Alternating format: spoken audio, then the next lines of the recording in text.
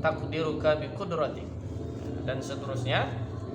Termasuk panjang juga itu doa istikharah. Tapi kalau kita melaksanakan sholat sunat istikharah karena betul-betul ada yang kita bingung untuk memilih antara pilihan-pilihan yang ada, bawa saja buku catatannya atau kitabnya. Habis kita sholat, doa itu kita baca di luar sholat. Kalau dalam sujud bisa juga baca doa itu. Kalau tidak, apalagi kita tak hafal umpamanya panjang, habis sholat, selesai salam, baca doanya, buka itu. Allahumma inni astakhiruka bi ilmik fa innaka ta'lam wa la a'lam wa astaqdiruka bi qudratik, dan seterusnya. Nah, di dalam hadis yang panjang itu doanya fa innaka ta'lamu wa la a'lam, karena sesungguhnya engkau fa innaka ta'lamu, mengetahui, wala a'lamu, sedangkan aku tidak tahu. Karena kita tidak tahu mana yang terbaik bagi kita di antara pilihan yang ada, maka kita minta pilihkan kepada Allah. Apa sebab? Ini sebab alasannya. Fa innaka, makanya fa itu ya, sababiyah. Fa innaka, karena sesungguhnya engkau mengetahui sedangkan aku tidak tahu. Makanya astakhiruka bi ilmik, aku minta pilihkan kepadamu ya Allah dengan ilmumu, karena engkau tahu, aku tak tahu mana yang terbaik untukku di antara pilihan yang ada ini. Nah, jadi berarti ini dalil naqal, ya, dalil naqal bahwa Allah sebagai pencipta. Ini dari ayat Quran, qulillahumma fatiras samawati wal ardh, bahwa Allah Maha mengetahui.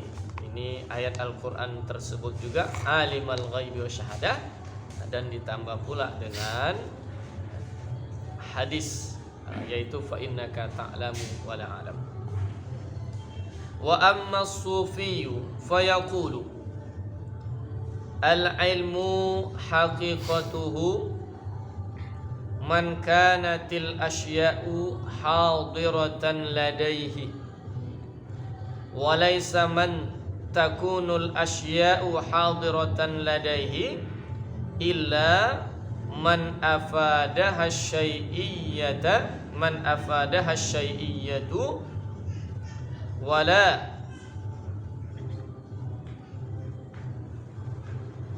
wala mufidul asya'i syai'iyyatan wala mufida al asya'i syai'iyyatan illallahu ta'ala idh huwal mufidu likulli haqiqatin, likulli haqiqati aini tilkal haqiqati hatta al muhali in kanat lahu haqiqatun aqliyatun au wahmiyatun fahuwal mufidu laha wa huwal mujalli laha fil adhani. Dan adapun sufi ahli tasawuf, fayaqulu, dia berkata bahwa ilmu itu hakikatnya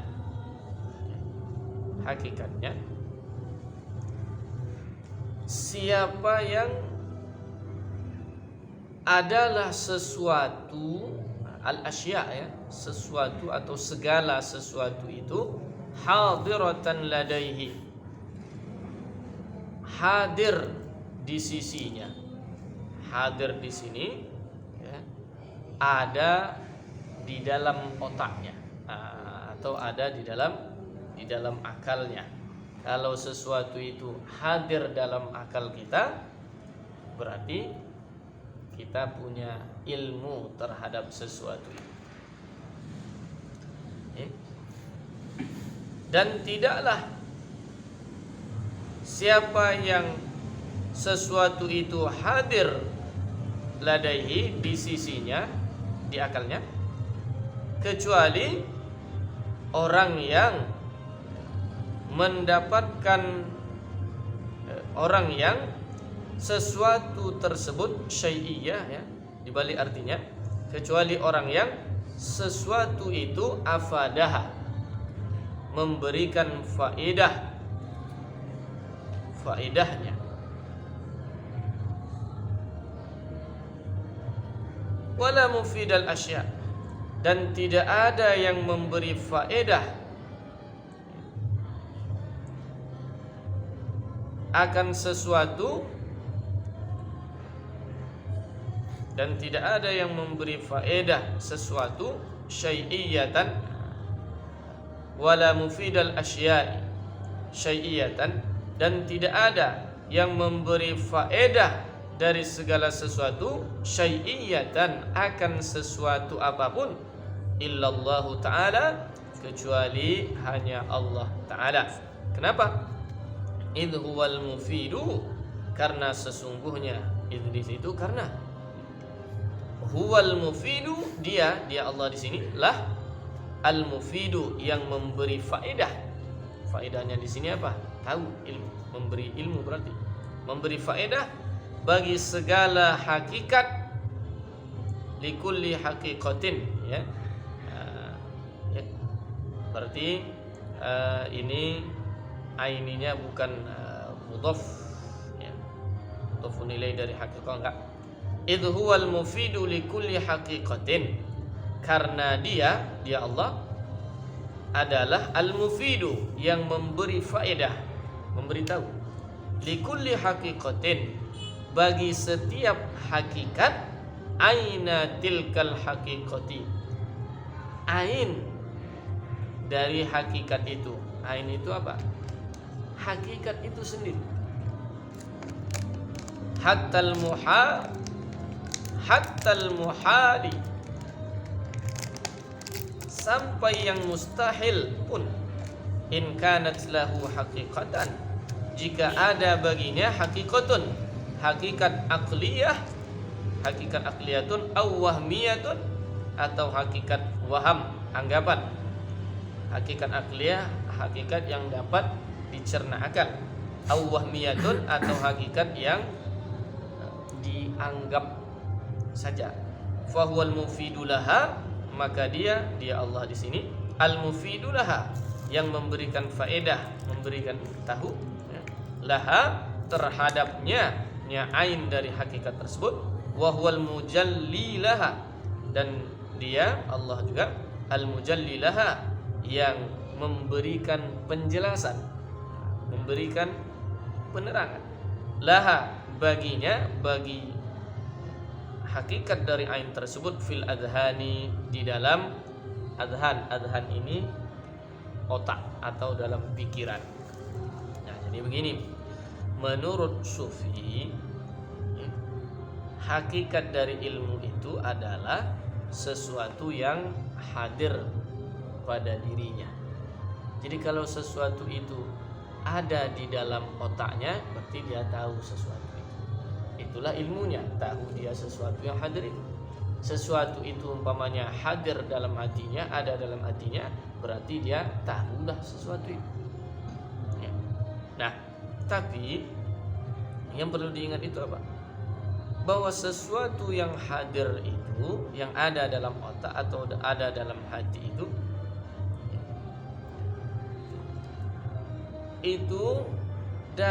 tidak dapat memberikan pengetahuan atau tidak dapat memberikan ilmu akan sesuatu itu kecuali hanya Allah. Jadi tadi kan disebut ilmu itu hakikatnya apa? Sesuatu itu hadir pada orang.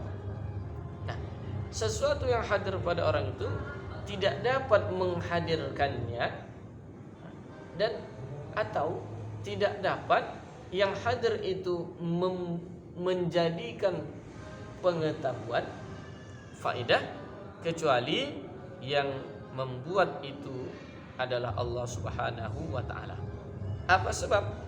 Karena yang dapat memberikan faedah bagi setiap hakikat itu hanya Allah Subhanahu wa taala. Nah, jadi sesuatu itu punya hakikat. Apa hakikat dari sesuatu itu? Nah, itu ketika hakikat dari sesuatu itu dihadirkan oleh Allah pada diri kita dalam hati atau di dalam akal, maka berarti adalah ilmu kita terhadap hakikat sesuatu itu. Tahulah kita. Tapi yang memberi kita tahu itu, yang menghadirkan itu. Nah, itulah Allah Subhanahu wa taala. Sampai-sampai yang mustahil sekalipun. Yang mustahil itu kan hakikatnya tidak ada.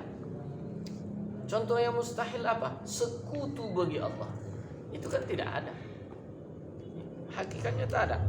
Tapi yang mustahil itu hakikat yang sebenarnya tidak ada. Sedangkan yang ada itu kenapa tadi bisa disebut? Sesuatu yang tak ada masa bisa disebut? Nah, ada yang disebut dengan hakikat wahmiyah saja. Hakikat atau hakikat akliyah. Nah, waham, dianggap saja. Dianggap. Nah, maka ketika disebutkan sesuatu yang mustahil, hakikatnya kan mustahil itu tak ada. Sesuatu yang tak ada, mana ada namanya? Mana bisa disebut? Nah, tapi di sini ada juga hakikat dari yang mustahil, cuman bukan hakikat yang sebenarnya, hakikat yang wahmiyah, anggapan saja. Anggaplah ada sekutu bagi Allah. Nah, itu kan masuk ke akal kita juga. Tapi sekedar wahmiyah. Hakikatnya yang sebenarnya waqi'iyahnya itu tidak ada sekutu bagi Allah Subhanahu wa taala. Nah, itu pun yang memberikan tahu atau memberikan faedah pada diri kita terhadap hal itu dan menjelaskannya dalam otak kita itu adalah Allah Subhanahu wa taala. Maka selanjutnya wa bid-darurati man ajla al-haqa'iqa li 'abdihi. Kalau melihat kata ajla di sini, maka yang tadi itu, yang sebelumnya wa huwa lebih tepat al-mujli supaya dia seragam ketimbang al-mujalli, tapi sama aja itu. Karena sama-sama timbangan af'ala dan fa'ala itu ya untuk menjadikan muta'addi, walaupun nanti binanya berbeda. Wa bid-darurati man ajlal haqa'iqa li 'abdihi fa kaifa la takunu munjaliyatan la takunu munjaliyatun lahu bal lam tanjali bil haqiqi lam yantanjali bil tahqiqi illa lahu idza laisa li ghairihi ala tahqiqi ihatutun bi syai'in wallahu a'lam. Wa bid darurati, dan sudah otomatis darurah, jadi udah niscayalah, mestilah, otomatislah. Man ajlal haqa'iqa, siapa yang menjelaskan hakikat-hakikat dari sesuatu kepada hambanya, tentu siapa tersebut? Allah lah itu. Fa kaifa la takunu munjaliyatun lahu, maka bagaimana tidak hakikat-hakikat itu jelas baginya. Jadi kalau udah Allah yang menjelaskan hakikat sesuatu itu kepada hambanya, maka jelaslah hakikat itu pada hambanya. Kenapa? Karena Allah yang menjelaskannya. Bukan dia yang mau cari, yang mengetahui dengan sendirinya. Tidak, Allah yang ngasih tahu. Allah yang menjelaskan kepadanya. Balam tanjali bitahqiq, bahkan tidaklah tanjali jelas hakikat dari suatu itu bitahqiqi, berdasarkan tahqiq. Jadi kalau tahqiq itu ungkapan yang sudah dibubuhi dalil, itu namanya tahqiq. Atau pernyataan atau pendapat yang sudah dibubuhi dalil, itu tahqiq. Illa, kecuali, lahu, baginya, kecuali baginya. Nah, berarti tadi bahwa Allah yang menjelaskan hakikat-hakikat kepada hambanya, maka hakikat-hakikat tersebut jelaslah bagi hambanya. Begitu juga tentu itu jelas bagi Allah. Bahkan tidaklah jelas hakikat itu berdasarkan tahqiq yang dilakukan ulama, illa lahu, kecuali bagi Allah. Id, kemungkinan id ini ya, karena, tapi di sini iza pula. Apabila laisa li ghairihi ala tahqiqi, karena tidak ada bagi selainnya berdasarkan tahqiq dari ulama, ihatatun bisyai'in, tidak ada bagi selainnya, bagi selain Allah, ihatatun bisyai'in, mengetahui. Ihata itu mengetahui secara muhit, secara keseluruhan. Ihatatu bisyai'in, mengetahui secara keseluruhan, bisyai'in, terhadap sesuatu, wallahu alam. Nah, jadi karena yang mengetahui segala sesuatu dengan jelas itu adalah Allah Subhanahu wa taala, maka kalau Allah jelaskan hakikat dari suatu itu kepada hambanya, ya jelaslah. Bukan karena hambanya itu yang tahu, tidak, karena dia diberitahu oleh Allah Subhanahu wa taala. Nah, tentu orang yang sampai dia pada makam yang ini, tentu makamnya bukan makam biasa ini. Orang sudah sampai kepada hakikat ini. Dia bisa mengerti hakikat dari segala atau dari sesuatu, dan bahkan dia udah disingkapkan rahasia-rahasia sesuatu. Nah, itu kalau dalam istilah tasawuf lebih kepada makam ma'rifah, karena makam ma'rifah itu udah kasyaf, udah tersingkap, dia udah jelas, tak ada yang terhijab, sehingga yang orang kebanyakan tak tahu dia bisa tahu, orang kebanyakan tak nampak dia nampak. Qadiran aidha qudratin wa hiya ibaratun 'anil ma'na alladhi bihi yujidu syai'a muqaddaran bi taqdiril iradati wal ilmi waqi'an ala wafqihima. Jadi qadiran, maha kuasa. Arti qadiran itu apa? Ai dza qudratin, maksudnya yang memiliki. Dza itu yang memiliki. Dza itu ketika dia nasab, zu ketika dia rafa. Dza qudratin, yang memiliki kudrah, itulah arti qadiran.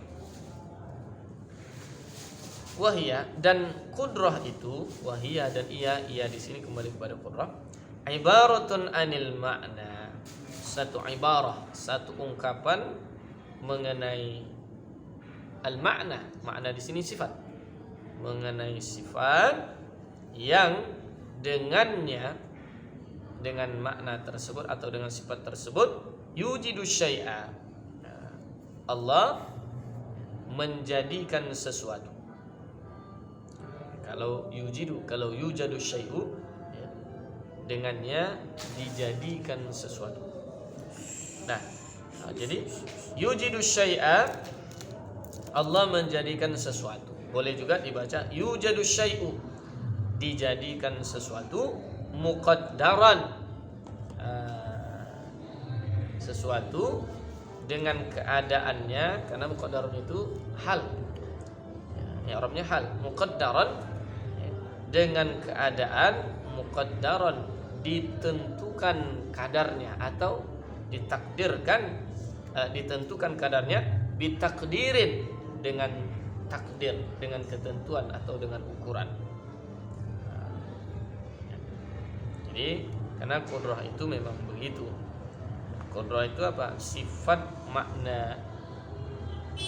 Karena dia sifat ma'ani, qudrah itu sifat ma'ani, yang dia itu kalau sifat ma'ani itu berwujud. Jadi ada wujudnya. Dia berbeda dengan sifat, ya, sifat salabi. Jadi kalau sifat salabiyah itu dia tak berwujud, karena sifat itu menafikan yang tidak layak. Kalau sifat ma'ani berwujud. Nah, karena dia berwujud, Ustaz, seandainya Allah singkapkan hijab, Allah beri mata kita kekuatan untuk melihat, maka dapatlah dilihat wujud dari sifat qudrah. Itulah perbedaan sifat ma'ani nanti dengan sifat salbiyah ataupun dengan sifat ma'nawiyah. Nah, jadi dengan sifat itu Allah menjadikan, sebenarnya kalau qudrah itu menjadikan atau tidak menjadikan sesuatu sesuai dengan ketetapan iradah. Itulah tadi muqaddaran, ya, dalam keadaan ditentukan, bitakdirin dengan ketentuannya, bitakdiril iradah dengan ketentuan iradah dan ilmu yang waqi'an ala wafqihima, terjadi sesuai dengan keduanya. Bahkan kalau diurutkan dengan urutan akal, tapi ini pada akal kita manusia, Allah tahu sesuatu, lalu sesuatu itu dia kehendaki. Jadi dari ilmu iradah, dikehendaki. Nah, dikehendaki itu berarti dengan ketentuan yang dikehendakinya. Dikehendakinya ada atau tak ada. Setelah dia kehendaki itu, maka kemudian kalau yang dia kehendaki ada, dijadikannya. Kalau yang dikehendakinya tidak ada, tak dijadikannya. Kalau yang dikehendakinya besar, jadi besar. Kalau dikehendakinya kecil, ya kecil. Itu sesuai dengan iradah. Jadi kalau pada urutan akal manusia, itu ilmu, iradah, baru qudrah. Nah, oleh karena pada Allah Subhanahu wa taala sifatnya itu tak ada urutan-urutan, nah, maka pada urutan dalam sifat 20 itu bahkan dibalik. Qudrah dulu, baru iradah, baru ilmu. Di sisi lain, kenapa qudrah didulukan dalam urutan sifat 20? Karena qudrah itu asarnya, bekasnya, hasilnya itu lebih nampak. Nampak. Ya. Contohnya apa? Gunung ada. Nah, ini gunung kan hasil dari qudrah. Asar atau bekas dari qudrah. Jadi karena Allah qudrah, kuasa, diciptakannya gunung. Ya. Itu lebih nampak. Nah, padahal gunung itu diciptakan karena Allah berkehendak menjadikannya sifat iradah. Nah, Allah berkehendak begitu karena Allah Subhanahu wa taala mengetahui hal itu, ilmu. Nah, cuman karena tadi satu, tidak ada urutan pada ilmu Allah. Yang kedua, karena bekas dari qudrah itu lebih nampak bagi kita ketimbang bekas iradah. Makanya dalam fal qadiru huwallazi in syaa fa'al, huwallazi in syaa fa'ala wa in lam yasha lam yaf'al. Wa laysa min syartihi an yasha'a, wa laysa min syartihi an yasha'a la muhalata fa inna Allah ta'ala qadirun ala iqamatil qiyamatil ana fa innahu law syaa aqamaha wa in kana la yuqimuha fa innahu lam yasha'ha.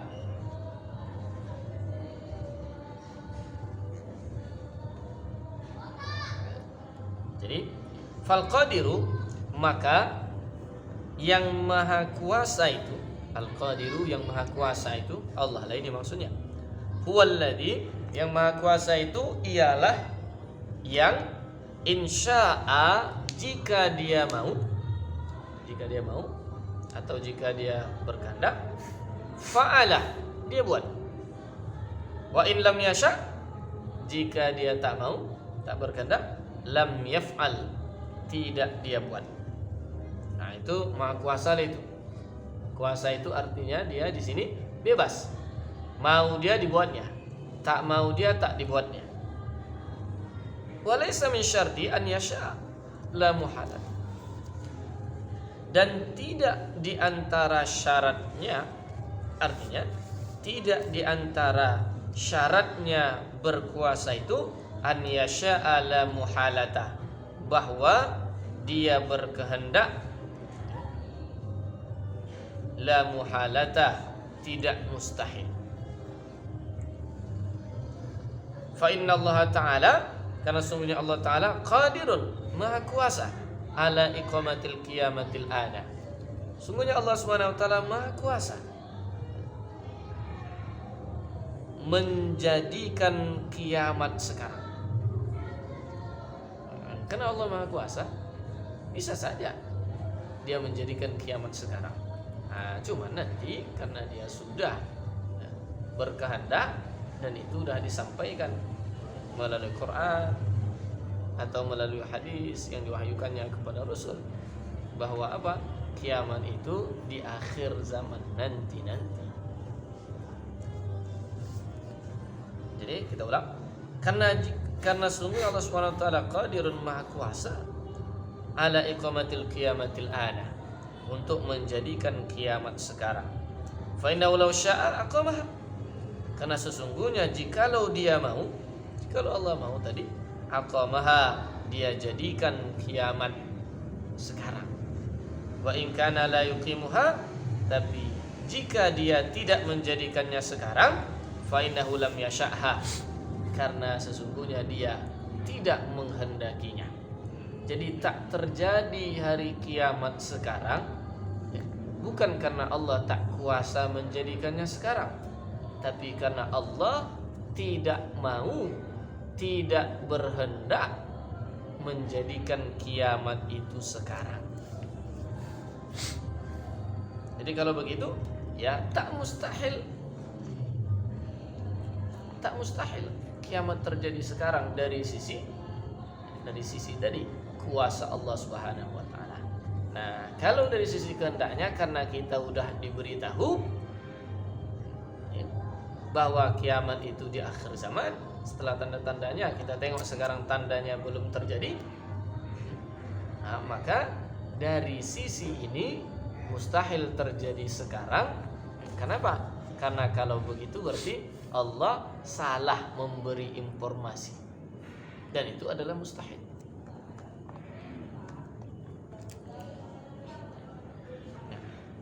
Wala yasha'uha lima jara fi sabiqi ilmihi min taqdiri ajaliha wa waqtiha wa dzalika la yaqdahu fil qudrati. Tadi kan udah disebut. Kita ulang sedikit biar jelas. Karena sungguhnya Allah Ta'ala maha kuasa menjadikan kiamat sekarang. Karena sesungguhnya jikalau dia berkehendak menjadikannya sekarang, ya, karena sesungguhnya kalau dia mau, dia jadikan kiamat itu sekarang. Tapi jika tidak dia jadikan sekarang, karena sesungguhnya itu lam yasha, tidak dia kehendaki. Nah, wala yasha'uha, dan Allah tidak menghendakinya, artinya tidak menghendaki yang terjadi sekarang. Apa sebab? Lima jara fi sabiq ilmihi, karena telah berlaku atau telah terjadi fi sabiq ilmihi, pada ilmunya yang azali. Nah, sabiq itu artikan saja azali. Pada azali ilmunya, min takdir, yaitu pada azali ilmunya, yaitu takdiri ajaliha, menentukan masanya. Karena Allah udah dalam ilmunya menentukan masa datangnya hari kiamat itu, akhir zaman, setelah terjadi tanda-tandanya, masanya wa waktiha, dan waktunya, wadhalika, dan hal tersebut la yakdahu fil qudrati, tidak menciderai pada kuasa Allah Subhanahu wa taala. Jadi bukan itu berarti Allah tidak kuasa, tidak terjadi kiamat sekarang, bukan. Karena Allah Subhanahu wa taala tidak berkehendak terjadi sekarang. Kemudian wal qadirul mutlaqu huwa alladhi yakhtari'u kulla mawjudin ikhtira'an yanfaridu bihi wa yastaghni fi